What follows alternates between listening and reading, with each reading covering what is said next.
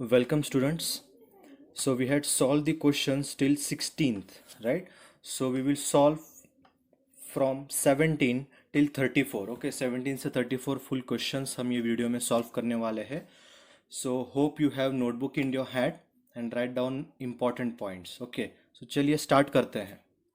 ठीक है, question read करो. A diesel power station spends 0.25 kg per kilowatt hour fuel. If calorific value is 10,000 kilocalorie per kg, then overall efficiency of power station will be. So हमेशा याद रखो students, whenever you are dealing with such numerical, उसका part बनाओ. Okay, part में convert करो. सो सबसे पहले मैं इसको एक पार्ट बनाता हूँ, इसको एक पार्ट बनाता हूँ. Means there are total 3 part. So this is my first part, ये सेकेंड पार्ट और ये थर्ड पार्ट है students. Okay, so first part पे कॉन्सेंट्रेट करते हैं. So diesel power station spends 0.25 kg per kilowatt hour fuel. Means in 1 kilowatt it is spending how much amount of fuel? 0.25. So what is given here? Mass of fuel is been given, right? So mass of fuel is what? 0.25 kg per hour na. Okay, so what is given here? That for 1 kilowatt means power is given कि 1 kilowatt के लिए कितना mass of fuel consumption हो रहा है. Sorry, kilowatt के लिए 0.25 kg per hour. Great. चलिए, first part is over. Second part देखिए. If calorific value is 10,000 kilo calorie per K G. So now we have to do some conversion. सो अभी मैं ये डिलीट कर रहा हूँ. सेकेंड पार्ट की तरफ देखते हैं. ठीक है. If calorific value is 10,000 kilo calorie. So tell me student, 1 calorie means how much? Joule. एक कैलोरी मीन्स कितना जूल रहता है? It is 4.184. So 1 kilo calorie would be how much joule? It would be 4184. So आपको क्या given है? Calorific value CV is given. साथ में लिखो स्टूडेंट्स. सो 1 किलो कैलोरी दिया है, कितना है? 4184. ऐसे कितने किलो कैलोरी है? 10,000. So you have to multiply it by 10,000. So this is your CV. सो आपको क्या क्या गिवन है? MF is given, right, power is given and CV is given. चलिए, सो ये हो गया 2 पार्ट. तीसरा पार्ट क्या था? Then find out the overall efficiency of plant. So चलिए, सो ओवरऑल इफिशिएंसी मैं वीडियो 2 में एक्सप्लेन किया हूँ. इफिशिएंसी का definition please go there and check. मैं डायरेक्टली फॉर्मूला लिख रहा हूँ. सो इफिशिएंसी का फॉर्मूला क्या है? It is nothing but power into 3600. Why am multiplying 3600 to convert R to seconds upon MF into CV. Correct. So video को pause करो और ये फॉर्मूला लिख लो सबने. सो पावर कितना किलोवाट है? 1 kilowatt. Okay, I am going to erase now. ठीक है. So 1 kilowatt, so efficiency equal to 1 kilowatt है, राइट. हाँ, सो वैट में कन्वर्ट करो. 1 किलोवाट मतलब 1000 watt. Okay, great. 1000 into 3600. MF ना, अपॉन MF. कितना MF? 0.25. CV value it is 4184 into 10,000. So your value of efficiency will come how much? It would be, calculate करो कैलसी से, right? So it would become what? 0.344. Means how many percentage? 34.4 percentage. Yes, so answer है correct. So your option is what, dear students? It is C, 34.4%. मतलब overall efficiency वो plant का देखो कितना है, सिर्फ 34% है. Okay, hope you are understanding this. So will go to next question. चलिए, सो 18th क्वेश्चन देखते हैं क्या है. Which of them is a peak load station? Okay, so peak load station क्या है? Small capacity thermal plant. Yes, ये thermal plant हम use करते हैं. डीजल स्टेशन, यस, इसका क्वेश्चन तो पिछले बार भी आया था. Okay, run of river plant. अभी ये run of river plant is what? It is similar to hydro electric power plant. Okay, so जो hydro electric power plant, but when your water amount और क्वांटिटी इज लेस, सो तब hydro electric power plant को हम क्या बोलेंगे? Run of river plant. तो वो भी क्या एक्ट होता है? पीक लोड स्टेशनरी एक्ट होता है डियर स्टूडेंट्स। ओके, सो 18th का आंसर भी क्या रहेगा, all of them, D. 2 minute students, हाँ, so all of them would be your answer. ठीक है, चलिए नेक्स्ट क्वेश्चन की ओर जाते हैं। 19th, the mean effective pressure obtain from engine indicator. ठीक है, इंजन इंडिकेटर, सबसे पहले वो क्या चीज़ है समझ लो। Engine indicator is a device dear students, it is a device which is use to measure what, it is use to measure indicated power. Okay, अगर आपको इंडिकेटेड पावर फाइंड करना है तो आप कौन सा डिवाइस यूज करोगे, engine indicator. It was earlier used, but अभी फिलहाल तो सब डिजिटल हो गया है। Indicated power, brake power, friction power सब आपको डिजिटली डिस्प्ले मिल जाएगा। But yes, earlier engine indicator was used. So question क्या है, the mean effective pressure obtain from engine indicator. अभी इसमें ट्रिक देखो डियर स्टूडेंट, मीन है, mean means average. Okay, so engine indicator क्या इंडिकेट करेगा, क्वेश्चन में ही आंसर है। Mean effective pressure obtain from engine indicator indicates the average pressure. Okay, so आपका 19th का आंसर क्या है डियर स्टूडेंट्स, एवरेज प्रेशर। ठीक है, चलो आगे बढ़ते हैं। 20, whether diesel power plant is self starting और नॉट।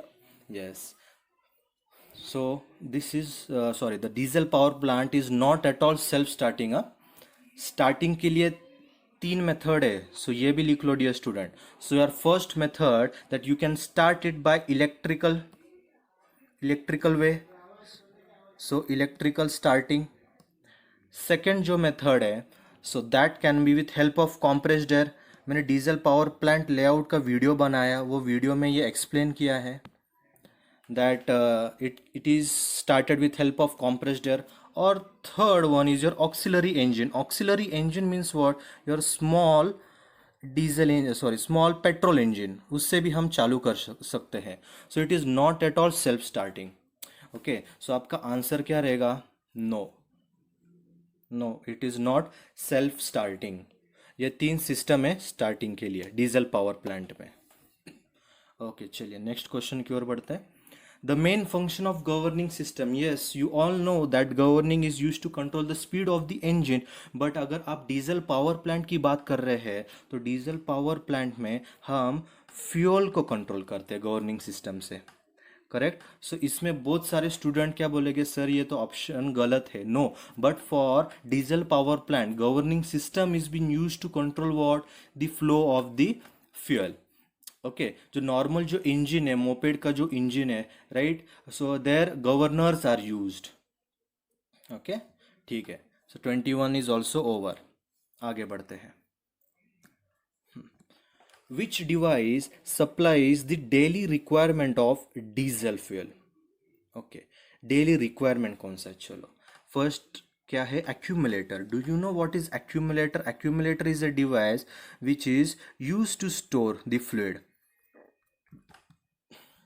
ओके, फ्यूल रिसीवर भी है, डे टैंक में। सो आपका आंसर क्या रहेगा dear student, C, day tank. Why day tank is been use, उसका आंसर मेरे थर्ड वीडियो में मिल जाएगा आपको। सो आप वहां से देख लीजिएगा। ओके, पूरा अच्छे से एक्सप्लेन किया है, so I will not waste my time here. ठीक है, चलिए नेक्स्ट क्वेश्चन की ओर बढ़ते हैं।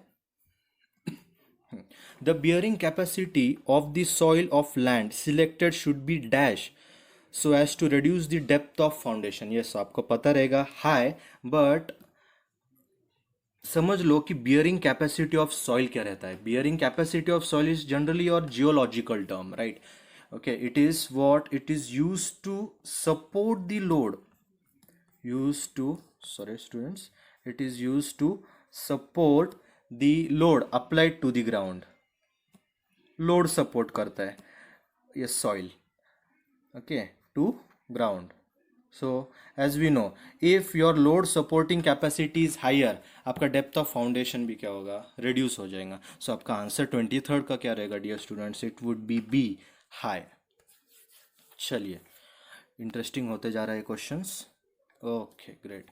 So 24th क्वेश्चन देखिए, the equation of capacity of plant is given by equation connected load into demand factor upon diversity factor, second demand factor into diversity factor upon connected load, third में addition किए और fourth में subtraction किए। तो ये क्या चीज़ है? Okay, so let us see. Connected load, सबसे पहले कनेक्टेड लोड समझ लो। Connected load means what? It is your total load. Okay, ये टोटल लोड रहेगा that you have connected to supply panel. Okay, sorry handwriting खराब है ज़रा। Supply panel, right ना? Demand factor means what? Demand factor means generally demand load. It is maximum load that is during period of time. For example summer season में demand is very high, so here this term will increase, demand factor. Connected load मतलब क्या रहेगा? तो total load that you have connected to panel. Okay, और diversity factor मतलब maximum demand कितने part of system को आपके लगे। Okay, so when you go depth into this, so आपका आंसर क्या रहेगा? Your answer would be first, connected load into demand factor upon diversity factor. चलिए नेक्स्ट क्वेश्चन की ओर बढ़ते हैं। 25th, life of diesel power plant. अभी देखिए स्टूडेंट, डीजल पावर प्लांट का लाइफ बहुत ही कम रहता है as compare to any other plant. So generally it is around 5 to 6 years, 5 to 8 years रहता है। So your options would be C, 5 years। ठीक है, ओके चलिए 26th क्वेश्चन की ओर बढ़ते हैं। Which method is used for engaging the starter pinion with flywheel gear? This you had studied in automobile engineering. कि अगर मुझे फ्लाईव्हील को स्टार्ट करना है, इंजन को स्टार्ट करना है, मुझे फ्लाईव्हील को स्टार्ट करना पड़ेगा। सो फ्लाईव्हील को हम कैसे स्टार्ट करते हैं? एक बेंडिक्स ड्राइव रहता है, साथ में ओवर रनिंग क्लच भी रहता है। ये दोनों डिवाइस क्या करते हैं कि फ्लाईव्हील को रोटेट करते हैं। अभी ये बेंडिक्स ड्राइव और ओवर रनिंग क्लच कैसे फंक्शन करते हैं? So when you start the car और when you start the system, electric current जाता है बेंडिक्स ड्राइव को। So Bendix drive start to rotate, as it rotates it will rotate flywheel. ठीक है, जब फ्लाईव्हील को रोटेट करता है क्रैंकशाफ्ट रोटेट होगा। As crankshaft rotate, your connecting rod reciprocates. As connecting rod reciprocates, your piston reciprocates and your engine starts. ठीक है, so which method is used for engaging the starter pinion with flywheel gear? It is Bendix drive as well as what? Overrunning clutch. If you want to see this it in detail, you had already studied it. Okay, आपने आप actually पढ़ाई की है automobile engineering में। सो आपका answer क्या रहेगा? आपका आंसर रहेगा C, both A and B. Okay great, चलो नेक्स्ट है फिर से न्यूमेरिकल है। During the trial on 4 stroke diesel engine cylinder, diameter is 25 centimetre and stroke of piston is 40 centimetre. Speed दिया है, मीन इफेक्टिव प्रेशर दिया है। आपको फाइंड क्या करना है? आपको फाइंड करना है indicated power. Okay, so how will I find? So ये फर्स्ट क्वेश्चन ये सॉल्व किया है मैंने। See my video number 4th। Okay, third या फोर्थ है, जो भी हो आप देख लीजिए। I will not solve your, उसमें मैंने डिटेल में एक्सप्लेन किया है कि इंडिकेटेड पावर आपको कैसा फाइंड करना है। So not wasting much time, I will move forward. चलिए 28। Okay great, the torque on the brake drum is 250 newton metre when it RPM is 300 is. Okay, so आपको find क्या करना है? आपको फाइंड करना है टॉर्क, सॉरी आपको find करना है पावर। किलोवाट मेंशन है, राइट नो? सो आपको फाइंड क्या करना है? पावर। और टॉर्क कितना गिवन है? Torque is 250 newton metre. सबसे पहले लिख लेते हैं 250 newton metre when it's RPM. RPM capital N दिया है, 300 आरपीएम। ओके, आपको फाइंड क्या करना है? पावर। सो पावर का बेसिक इक्वेशन तो आपने को पता ही है, 2π/nt अपॉन 60। सो कैलकुलेट करो, जो भी आंसर आया वो आपका राइट आंसर रहेगा, because N is also known and T is also known to us.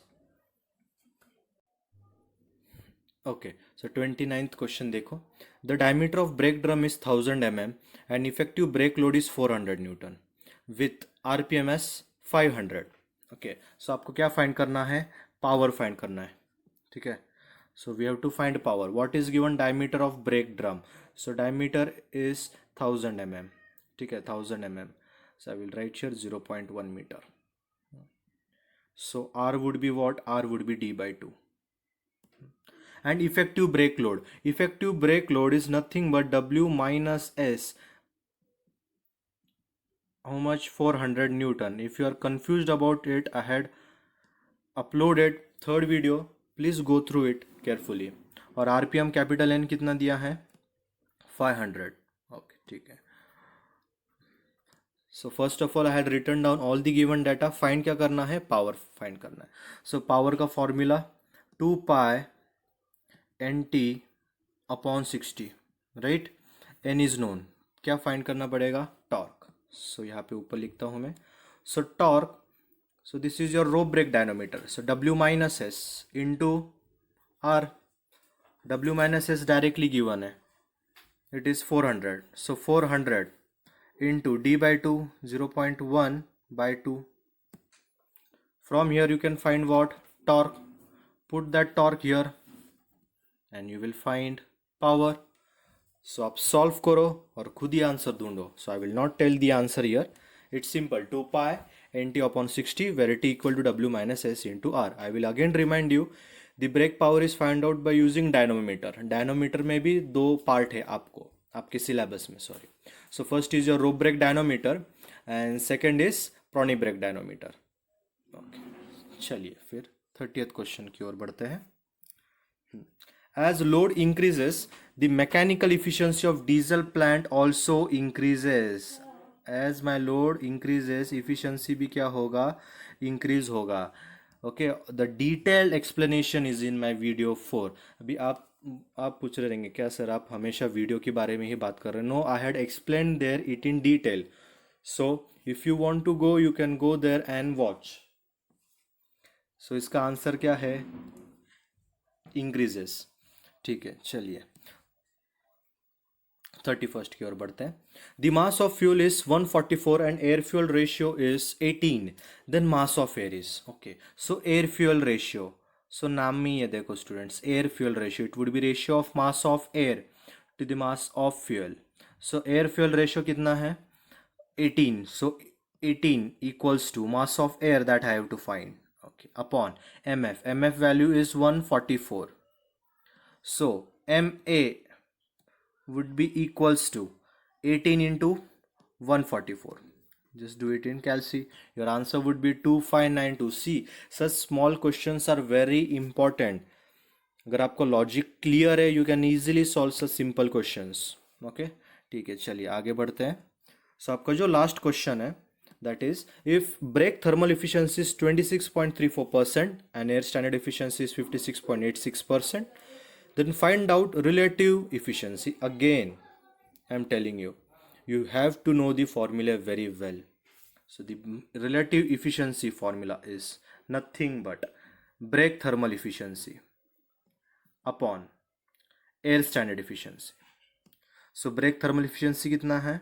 26.0.2634. okay, upon air standard efficiency it is 0.5686. ठीक है, सो फाइंड कीजिए आंसर. सो आपका आंसर रहेगा 46.32%. मीन्स आपका आंसर क्या है?